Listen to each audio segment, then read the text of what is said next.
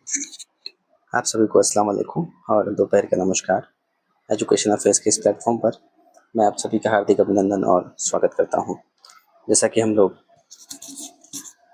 घटना चक्र जो कि हिंदी विषय के लिए है उसके प्रश्नों को देख रहे थे और वो भी हम लोग रीतिकालीन के जो 3 भाग हैं, रीतिसिद्ध, रीतिमुक्त और रीतिबद्ध,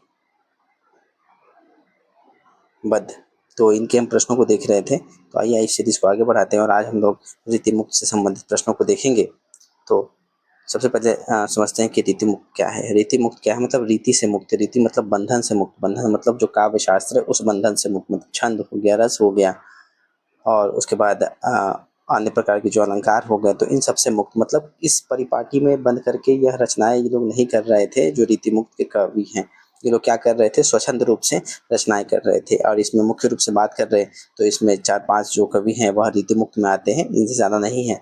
सबसे पहले इसमें घनानंद हो गए, फिर आलम हो गए, फिर बोधा हो गए, फिर एक और कौन है? द्विजदेव हो गए, ठीक, और एक ठाकुर हो गए। तो ये सब क्या है? ये रीति मुक्त काव्य धारा से संबंधित है। थोड़ा सा चलिए अब शुरू करते हैं। इसी में हम लोग देख लेंगे थोड़ा थोड़ा सबके बारे में, और जिनके बारे में नहीं देख पाएंगे तो मैं उनको अलग से भी बता दूंगा। तो सबसे पहले घनानंद के विषय में देखते हैं कि घनानंद रीति काव्य की किस काल के कवि हैं। तो ये कौन से काल के कवि है? तो यह रीति मुक्त के कवि हैं। तो रीति परंपरा के साहित्यिक बंधनों एवं रूढ़ियों से मुक्त इस काल की स्वच्छंद काव्य धारा को रीति मुक्त काव्य धारा कहा जाता है। तो मैंने अभी जो बताया वही है कि जो काव्य शास्त्र के जो नियम बने थे, जो परिपाटी बनी थी, जो रीति बनी थी, तो उससे मुक्त होकर के जो काव्य कवि हैं यह रचनाएं करते हैं। और आंतरिक अनुभूति, भावावेग, व्यक्तिपरक अभिव्यंजना की सांकेतिक काव्य रूढ़ियों से मुक्त, कल्पना की प्रचुरता आदि इसकी विशेषताएं हैं। और इस धारा के प्रमुख प्रमुख जो कवि हैं, जो मेन कवि हैं, घनानंद को माना गया है। और इनकी काव्य शैली बड़ी भावनात्मक तथा मार्मिक है। इस धारा के कवियों की लगभग सारी विशेषताएं इनके काव्य में एक साथ प्राप्त हो जाती है। और इस धारा के अन्य प्रमुख कवि हैं आलम, बोधा, ठाकुर, द्विजदेव। और घनानंद का समस्त काव्य प्रेम की पीर का परम रूप कहा जाता है। और अंततः देखें तो रीतिकाल को अध्ययन की सुविधा अनुसार हम लोगों ने 3 भागों में बांटा है। इससे पहले मैंने बताया था कि रीतिकाल को क्या है, मतलब अच्छे से हम समझ पाए इसलिए इसको 3 भागों में बांट दिया है। जैसे कि रीतिबद्ध हो गया, रीति मुक्त और रीति सिद्ध हो गया। तो हम लोग किसके बारे में पढ़ रहे हैं? हम लोग रीति मुक्त जो कवि हैं उनके विषय में पढ़ रहे हैं। तो घनानंद के विषय में हम लोगों को समझा। आगे देखते दूसरा प्रश्न, घनानंद किस वर्ग के कवि हैं? तो यह रीति मुक्त वर्ग के कवि हैं। इनमें से कौन सा कवि रीति मुक्त नहीं है? तो इनमें से कौन सा नहीं? बिहारी। बिहारी क्या है? यह रीति सिद्ध कवि काव्य धारा से संबंधित है। मतलब रीतिकालीन में जो 3 भाग है, रीतिबद्ध, रीति सिद्ध और रीति मुक्त, तो बिहारी किससे है? रीति सिद्ध काव्य धारा से संबंधित है। घनानंद, बोधा, आलम या रीति मुक्त से संबंधित है। और यहीं पे अगर हम लोग घनानंद का थोड़ा चर्चा कर ले तो घनानंद क्या है? यह रीतिकाल के रीति मुक्त काव्य धारा से संबंधित है। और इनका जन्म कब हो रहा है? घनानंद का 1689 में होता है, ठीक। और आ, अगर इनकी बात करें तो ये कहाँ पे रहते हैं? तो दिल्ली के जो मुगल शासक हैं मोहम्मद शाह रंगीला, तो उनके दरबार में या कवि के रूप में रहते हैं, मीर मुंशी के पद पर रहते हैं। और वहीं पे क्या है, इनको क्या होता है? प्रेम हो जाता है। और उनकी प्रेमिका का क्या नाम होता है? सुजान रहता है। जो क्या रहती है? उन्हीं के दरबार में एक नर्तकी रहती है, उन्हीं से क्या हो जाता है? इनको प्यार हो जाता है, तो या उनसे प्रेम हो जाता है कह सकते हैं। और घराने की रचनाएं और उनके अगर विषय में हम लोग बात करें तो लगभग इन्होंने 40 प्रकार की रचनाएं लिखी है। और लेकिन इनका प्रमुख और प्रामाणिक रचनाएं जैसे कि सुजानहित हो गया, इश्कलता हो गया, वियोग वेली हो गया, कृपाकंद निबंध हो गया, यमुना यश, प्रेम पत्रिका, प्रेम सरोवर और अस्केली वल्ली हो गया। तो ये सब रचनाएं किसकी है? घनानंद की है। अगला है कि निम्न में से कौन सा कवि रीति मुक्त नहीं है? तो इनमें से कौन सा नहीं है? तो सेनापति क्या है? रीति मुक्त काव्य धारा से संबंधित ये नहीं है। कौन? सेनापति। तो बोधा हो गया, ठाकुर, आलम और ये सब किससे संबंधित है? और घनानंद ये रीति मुक्त से। बट की सेनापति क्या है? यह रीति काल से तो संबंधित है, बट यह रीति काल में किससे संबंधित है? रीतिबद्ध काव्य धारा में आते हैं। और इनका लगभग जन्म सेनापति का 1589 में होता है। और कहाँ पे होता है? अनूप शहर उत्तर प्रदेश में होता है, ठीक। एक कान्यकुब्ज ब्राह्मण परिवार में। और उनके पिता का नाम क्या है? गंगाधर। और गुरु का नाम क्या है? हीरामणि दीक्षित है। और इनकी रचनाओं की बात करें तो इनकी 2 फेमस रचनाएं हैं सेनापति की। एक तो कवित रत्नाकर है, पहला कवित रत्नाकर है जो कि लमसम 1649 में लिखा गया। और एक और दूसरी रचना है इनकी काव्य कल्पद्रुम, ठीक है, इसको याद है। काल काव्य कल्पद्रुम, और ये रचना क्या है मतलब अभी प्राप्त नहीं है, और इसलिए थोड़ा इनके विषय में थोड़ा जानकारी कम है।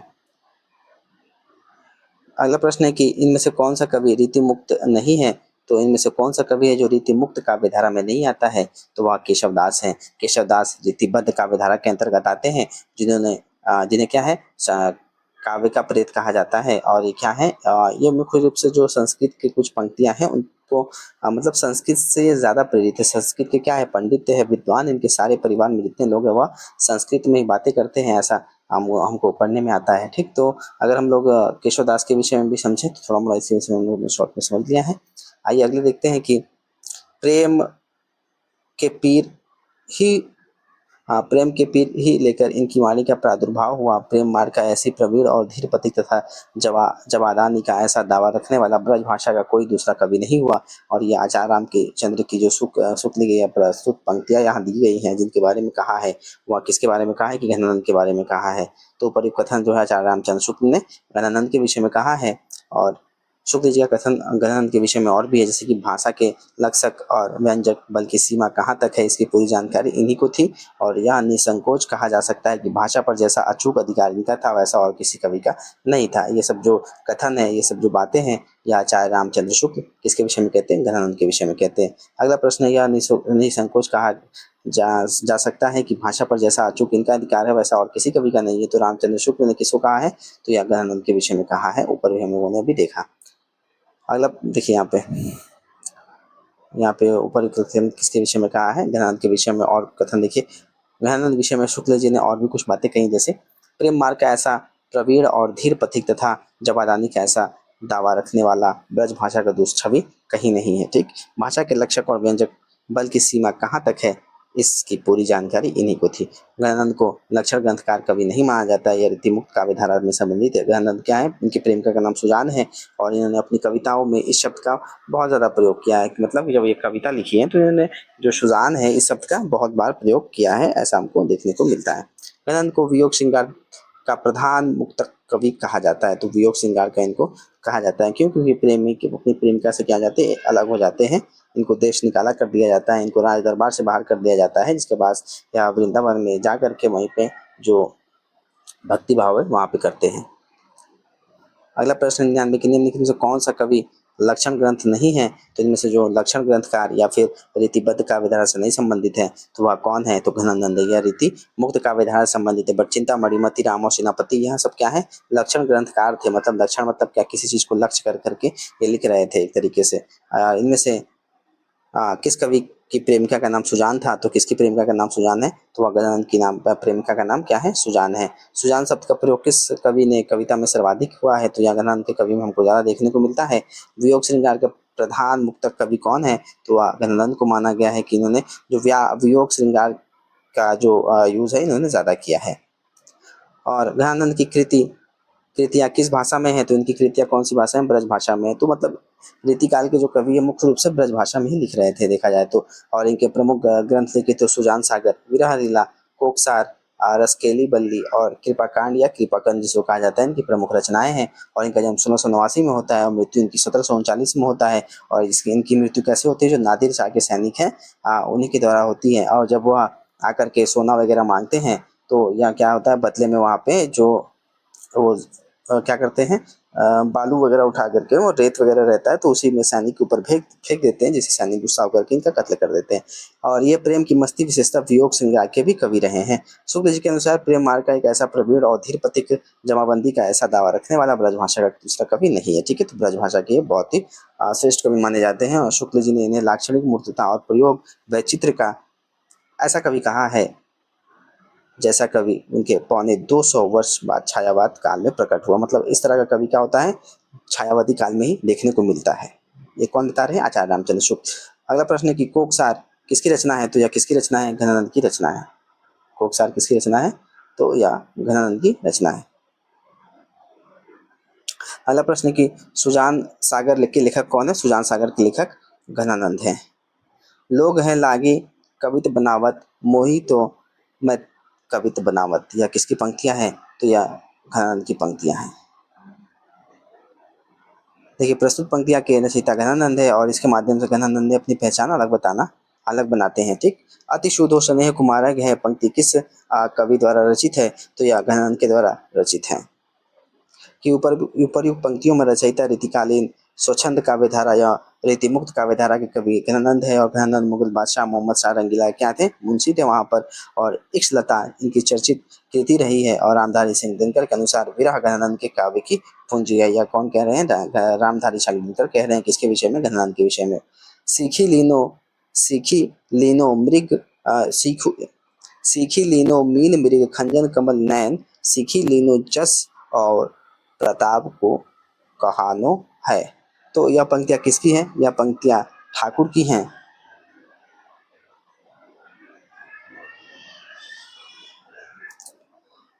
ठीक है, तो ये पंक्तियां किसके द्वारा रचित है? तो यह ठाकुर के द्वारा रचित है। ये भी क्या है? रीति मुक्त काव्यधारा से संबंधित है। और इनका जन्म 1763 ईस्वी में होता है। लमसम कहाँ पे? ओरछा एमपी में होता है। उनका निधन 1824 में माना जाता है। और इनका पूरा नाम क्या था? ठाकुरदास था। और यह क्या है? जैतपुर के राजा जो केसरी सिंह है उनके दरबारी कवि थे। तो ये किसके कवि हैं? दरबारी कवि। तो केसरी सिंह जो कि कहाँ के हैं? जैतपुर के हैं। और इनकी रचनाओं की बात करें तो इनकी रचना जो ठाकुर ठासक हो गया और एक ठाकुर शतक हो गया, इनकी दो रचनाएं मिलती है। और जो ठाकुर ठासक है यह लाला भगवान दीन द्वारा क्या है? प्रकाशित किया गया है। अगला प्रश्न है 109 नंबर कि इनमें से रीतिकाल का कौन सा कवि अपने प्रकृति चित्रण के लिए विख्यात है? तो प्रकृति चित्रण हमेशा जब भी आएगा रीतिकाल से संबंधित तो वह सेनापति होंगे। जो रीतिकाल से संबंधित जो काव्य है उनको अच्छे से लिखते हैं। आलंबर रूप में चित्रोपन प्रकृति चित्रण जो कि स्वयं रूप में वातावरण का भी संकेत करता है। हिंदी साहित्य में सर्वप्रथम वो क्या है? सेनापति ने ऐसा काम किया है। और इन्होंने इसका वर्णन अपनी कृति कवित रत्नाकर में किया है। तो जो सेनापति हैं उन्होंने मुख्य रूप से जो प्रकृति हो गया उसका भी वर्णन बहुत ही अच्छे से किया है। थोड़ा सेनापति के विषय में जानते हैं। तो इनका लमसम जन्म कब हुआ है? 1589 ईस्वी में हो रहा है। कहाँ पर?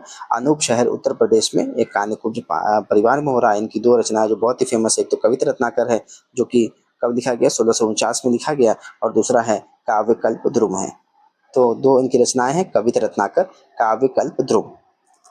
अगला प्रश्न है 110 नंबर की अमी हलाहल मत भरे श्वेत श्याम रत्नार जियत मरत झुकी झुकी परत जय ही चितवत एक बार। यह कवि रसलीन के द्वारा यह रचित यह दुआ है। और उनकी किस ये कृति में हमको देखने को मिलती है? तो यह उनके जो कृति है अंग दर्पण उसमें हमको यह देखने को मिलती है पंक्तियां। तो इसमें क्या है? जो एक तरीके से जो नयन है और जो स्त्री है उनके अंग दर्पण का बहुत ही अच्छे से इसमें वर्णन करते हैं। कौन? कवि रसलीन। आइए रसलीन के विषय में ऊपर देखते हैं थोड़ा और फिर उसके बाद मैं और समझाऊंगा कि ऊपर काव्य की पंक्तियां जो सैयद गुलाम नबी रसलीन किरित अंग दर्पण काव्य से उद्धृत है। तो जो ये रसलीन है इनका मूल नाम क्या है? इनका मूल नाम है सैयद गुलाम नबी। और इनके जो कृति है अंग दर्पण इसी में यहाँ काव्य की पंक्तियां हैं। और यह रचना नक्शिक वर्णन से संबंधित है। नक्शिक का क्या मतलब होता है? नख मतलब पैर के नाखून से लेकर कर शिख शिखा मतलब सर के बाल या सर के ऊपर तक आप कह सकते हैं। यहाँ तक इनकी जो नक्शिक होता है सर के पैर के नाखून से लेकर सर के बाल तक का जो वर्णन करते हैं, उनके एक एक अंग का वर्णन करते हैं, उसको हम लोग नक्शिक कहते हैं। तो रसलीन इस कृति को ब्रजबानी शिखन रचो घोषित करते हैं। और उत्तर प्रदेश में मतलब इसका ये आंसर हो गया ना, इसको याद रखेंगे। और रसलीन की अगर हम बात करें तो रसलीन क्या है? तो यह रीतिकाल से संबंधित एक कवि हैं। और इनके बारे में समझे तो इनका पूरा नाम क्या है? सैयद गुलाम नबी है। और इनका जन्म लमसम कब हो रहा है? 1689 में हो रहा है, यूपी में हरदोई जिले में। कहाँ पे? यूपी हरदोई में होता है। और इनके कस्बे या गांव का नाम है बिलग्राम में हुआ था। ठीक, और लमसम 1750 में इनकी मृत्यु हो जाती है। और इनकी प्रमुख रचनाओं की हम बात करें तो सबसे पहले यहाँ पे जो दिया ही हुआ है अंग दर्पण। अंग दर्पण कब लिखा गया? लमसम 1737 ईस्वी में लिखा गया। और अंग दर्पण में जैसा कि नक्शिक वर्णन है मतलब पैर के नाखून से लेकर सिर तक का इसमें हमको वर्णन देखने को मिलता है।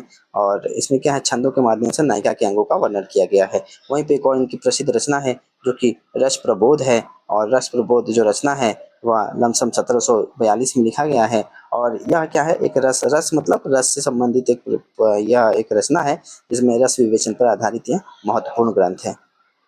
अगला प्रश्न है कि कविता रत्नाकर के रचनाकार कौन है? तो कविता रत्नाकर जो हम लोगों ने ऊपर चर्चा किया तो कविता रत्नाकर किसकी रचना है? वह सेनापति की रचना है। और कविता रत्नाकर की रचना कविता रत्नाकर के रचनाकार सेनापति है। इसकी रचना क्या? ब्रजभाषा में किया गया है जो कि संवत 1706 में लिखा गया था। 1706 का मतलब क्या है? 1649 ईस्वी में कविता रत्नाकर लिखा गया था, ठीक है, जो कि सेनापति के द्वारा लिखा गया। और सेनापति का जन्म कब होता है? 1589 में होता है सेनापति का जन्म, ठीक। और यह जो ऋतु वर्णन काव्य है वो बहुत ही अच्छे से लिखते हैं। ऋतु का वर्णन मतलब जो मौसम है उसका वर्णन बहुत ही अच्छे से करते हैं।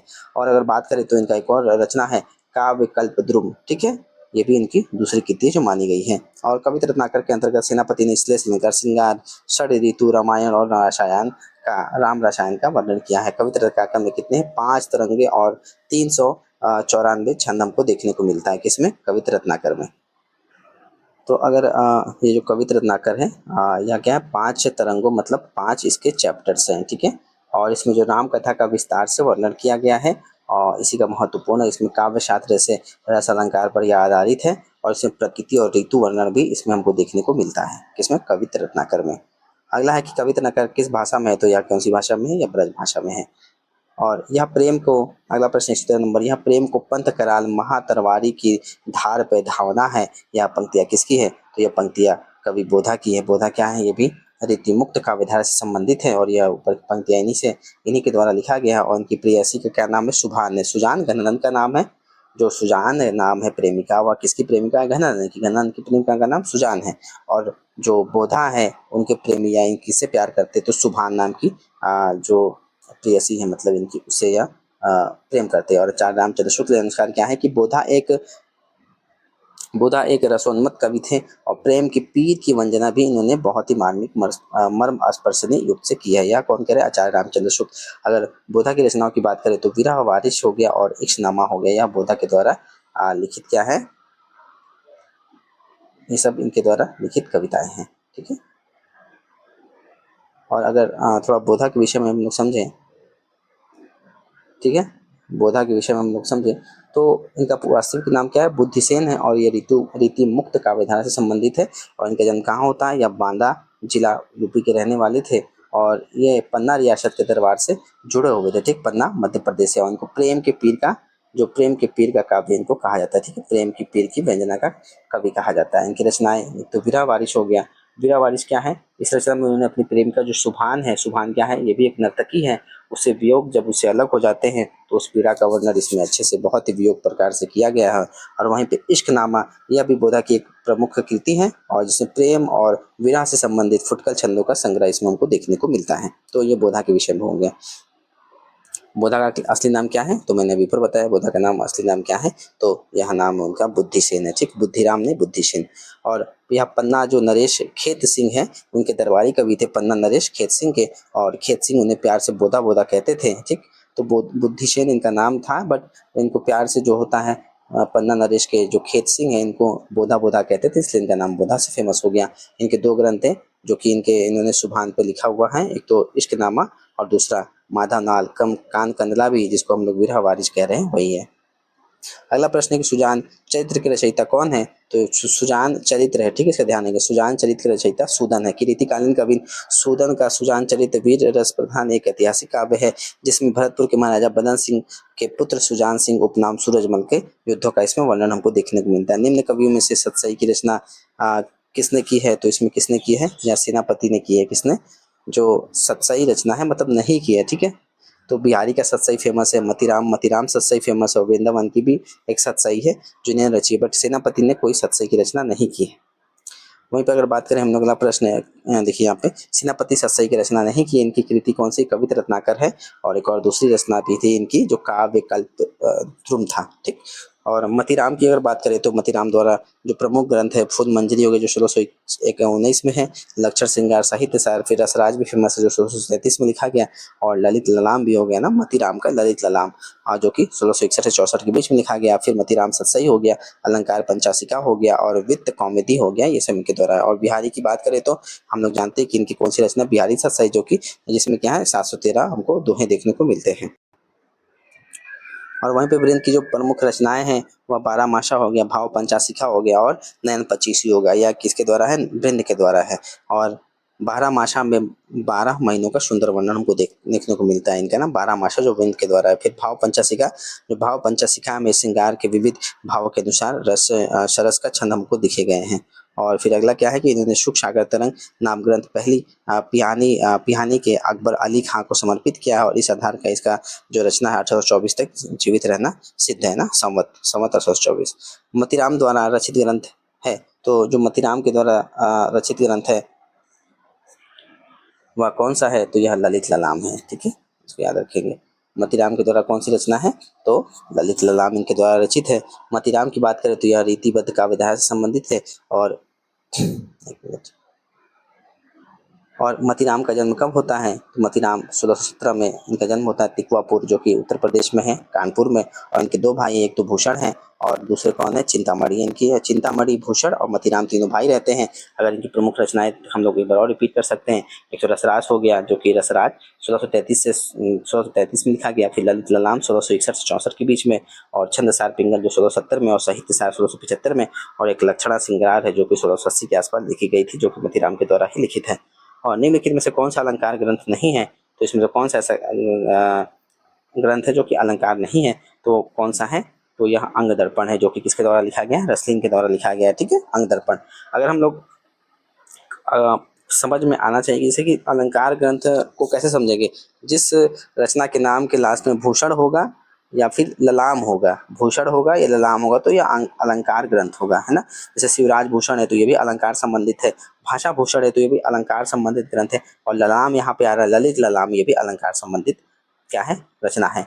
और रसलीन का मूल नाम क्या था, तो रसलीन जो है इनका नाम सैयद गुलाम नबी है। और ठीक है, और यह बिलग्राम हरदोई के निवासी थे, यूपी में। और इनका अंग दर्पण तथा रस प्रबोध दो रचनाएं हैं। और अंग दर्पण की प्रसिद्धि की पंक्तियां कौन सी हैं, जो अंग दर्पण इनका जो रचना है, काव्य है, उसमें बहुत ही फेमस जो ये पंक्ति है, हमेशा पूछा जाता है कई सारे एग्जामों में, यह अमी हलाहल मद भरे श्वेत श्याम रत्ना जियत जियत मरद झुकी झुकी परत, ऐसे करके यह पंक्तियां हैं। ठीक, एक बार मैं रिपीट कर देता हूँ कि जो रीति मुक्त काव्यधारा से संबंधित कवि रहे हैं उनके विषय में एक बार, क्योंकि बहुत सारे कवि थोड़ा छूट उठ भी गए होंगे तो फिर से हो जाएगा। ठीक है, तो अगर हम बात करें रीति मुक्त कवियों के बारे में, तो रीति मुक्त सबसे पहले समझ लेते क्या है। रीति मुक्त क्या है कि इस काव्य के जो कवि हैं वह नियमों का पालन बिल्कुल नहीं करते। छंद हो गया, अलंकार हो गया, तो ये सब का ये पालन नहीं करते हैं। इसमें मुख्य कवि गणानंद हो गए, बोधा हो गए, आलम हो गए, ठाकुर हो गए, तो इसमें क्या है, ये सब मुख्य कवि आते हैं।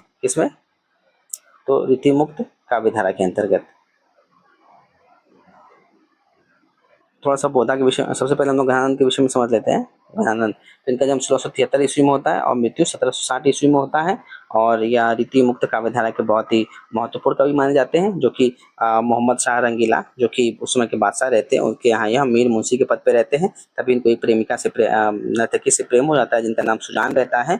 और उसके बाद क्या होता है, ये थोड़ा अलग हो जाते हैं। जब वह कहते हैं गणानंद की मेरे साथ चलो, तो यह मना कर देती इनकी प्रेमिका, और इनको देश निकाला कर दिया जाता है, राज्य से निकाल दिया जाता है। फिर यहाँ वृंदावन में जाकर के वहाँ पे अपना भक्ति भाव करते हैं, और इनको प्रेम की पीड़ मतलब विरह की पीड़ा का मार्मिक और गहन चित्रण के प्रमाण का हमको रचना में मिलता है। इनकी रचना कौन सी, सुजानहित हो गया, इश्कलता और विरह लीला, या गणानंद की है। फिर उसके बाद आलम की बात करते हैं, तो आलम क्या है, यहाँ एक आलम एक ब्राह्मण कवि थे, जिनका वास्तविक नाम क्या है, लालमणि त्रिपाठी हमको देखने को मिलता है। आलम का पूरा नाम क्या है, लालमणि त्रिपाठी। बट ये क्या है, अपना जो धर्म है वह परिवर्तन कर लेते हैं, क्योंकि ये भी एक प्रेम, ये भी इनको भी क्या हो जाता है, एक जो रंगरेज है, रंगरेज से प्यार हो जाता है। रंगरेज क्या है, रंगरेज मतलब एक तरीके से जो कलर करने वाली होती है ना, तो उनसे क्या हो जाता है, इनको प्रेम हो जाता है। और उसके बाद ये औरंगजेब के पुत्र जो मुअज्जम के आश्रम में रहते थे, और वहीं पे एक मुस्लिम महिला शेख नाम रहता है। ठीक है, शेख, उस मुस्लिम महिला का जैसे इनका प्रेम हो जाता है, उनका नाम शेख रहता है, जो कि क्या रहती है, एक रंगरेज रहती है, मतलब एक रंग रंगने वाली एक महिला रहती है। इन्हीं से प्यार हो जाता है, तो और क्या करते हैं, फिर अपना यह धर्म परिवर्तन कर लेते हैं। और अगर आलम की हम रचनाओं की बात करें, तो आलम केली हो गया, सुदामा चरित हो गया, माधवनाल कामकंदला हो गया। फिर इसी में एक और कवि आते हैं, बोधा, है ना। तो बोधा क्या है, इनका नाम वास्तविक नाम बुद्धिसेन है। और बोधा बोधा कौन बुलाए थे, जो पन्ना के नरेश थे, इनको बोधा बोधा बुलाते हैं, इसी नाम से यह फेमस हो जाते हैं। ठीक, और ये पन्ना के नरेश के वहाँ पे रहते हैं, इनको भी एक नर्तकी से प्रेम हो जाता है। ठीक, बोधा को भी, बोधा को किससे प्रेम होता है, शुभान से प्रेम हो जाता है। तो इनकी रचनाएं कौन सी, विरह वारिज और इश्कनामा। फिर अगले रचनाकार है ठाकुर। देखिए 3 ठाकुर हैं, 2 असली वाले हैं, और एक ठाकुर कहाँ के, बुंदेलखंड के। तो बुंदेलखंड के जो ठाकुर हैं, यही मुक्ति सॉरी, जो रीति मुक्त काव्य धारा है इससे संबंधित है। इनका जन्म कब हो रहा है? 1763 में। मृत्यु कब हो रही है? 1824 में। किसका? ठाकुर का। और यह क्या है? रीति काल के अंतिम कवि माने जाते हैं और बुंदेलखंड के राजा बुंदेलखंड के राजा जैतपुर राजा केसरी सिंह के दरबारी कवि थे। और इनके कविताओं में क्या सहजता, स्वाभिमान और स्पष्टवादिता गुण हमको देखने को मिलता है। इनकी रचना ठाकुर ठसक हो गया, ठाकुर शतक हो गया। और फिर एक और लास्ट जो कवि हैं इस रीति मुक्त काव्य धारा के, वो हैं द्विजदेव। ठीक है, द्विजदेव इनका वास्तविक क्या नाम है? ये आखिर क्या ये राजा रहते हैं कहाँ के? अयोध्या के नरेश महाराजा है। कहाँ के? अयोध्या के। इनका जन्म 1820 में होता है और मृत्यु 1870 में होता है। और रीति काल के स्वच्छंद काव्य धारा की परंपरा से संबंधित है, मतलब रीति मुक्त काव्य धारा से संबंधित है। और इनकी रचनाएं की बात करें तो श्रृंगार लतिका, श्रृंगार से संबंधित है, श्रृंगार लतिका। फिर श्रृंगार बतीसी, ये भी श्रृंगार रस की कविताएं हैं। ठीक, तो श्रृंगार लतिका और श्रृंगार बतीसी, तो ये सब क्या थे? जो रीति मुक्त काव्य धारा से उनसे संबंधित यह थे। और इनके प्रश्नों को हम लोगों ने विस्तार पूर्वक देखा। Thank you. मेरे चैनल को सब्सक्राइब, लाइक, शेयर जरूर करें। कोई समस्या या डाउट हो जरूर पूछे। Thank you.